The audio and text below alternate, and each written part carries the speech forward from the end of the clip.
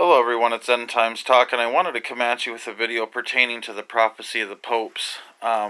This is a prophecy that not many people know about that was given to a man named Saint Malachy in the 1500s as he was traveling into Rome, and he was on top of one of the famous 7 hills of Rome when he had received this prophecy from God, okay? And I want to comment here and say that many men who can be secular have received prophetic vision from God, just like Nebuchadnezzar in Babylon had received a vision of a statue that represented world kingdoms that pertained to an unfolding of the world's eras, okay?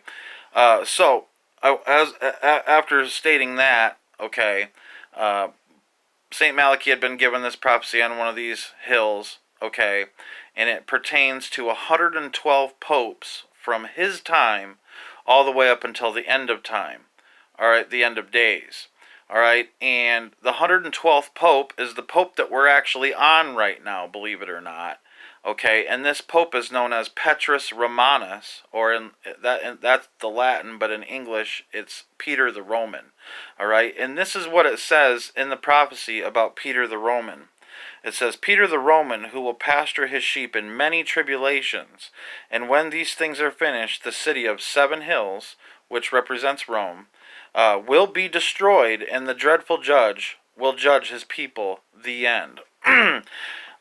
Some scripture references to Rome being destroyed go into Revelation chapters 17 through 19. You can go read those, but for sake of time, I'm not going to read those here right now. But I do know that before Pope Francis took power, Pope Benedict was in power, and he actually was one of the popes to resign, one of the very few popes to ever resign. That he said that he resigned because of his health and his age, but I'm going to prove to you how that's not true here in a moment. I do know that when Pope Benedict resigned, lightning struck the Vatican, the Basilica, twice. Okay, twice. And that reminds me of the scripture where it talks about, I beheld Lucifer fall as lightning from heaven. Alright, that's something that kind of came to my mind when the lightning struck the Vatican twice. But he said he resigned because of his age, but that's not so, because even in November 2022, as I'm making this video, Pope Benedict, or the previous pope, is still alive. Actually, the people that surround him physically say that, yes, he's frail physically, but in his mind, he's really sharp. And so it's not because of dementia or Alzheimer's or anything like that coming on that he resigned. I believe he was pushed out because of timing.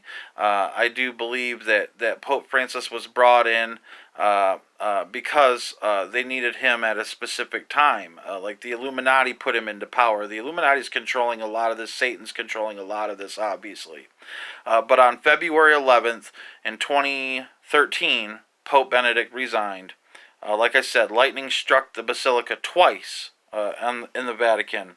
And I do know that when popes take power, when they sit on the papacy seat, they sit on it until they're dead. Like, this is not about him getting old and dying.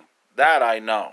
I do know that, though, that Pope Francis had derived his name from Francesco de Petro, and Petro in Latin means Peter.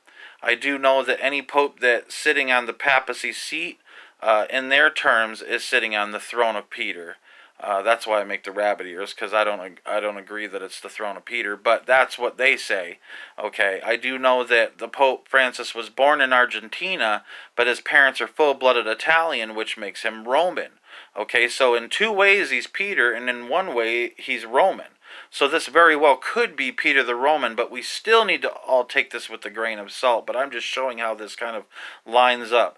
Now, Pope Francis has done a lot of things. He's rewritten the 10 Commandments. He's merging world religions, trying to create a new world religion in his in his own words. Okay, just because this guy's old doesn't mean that he's not the false prophet.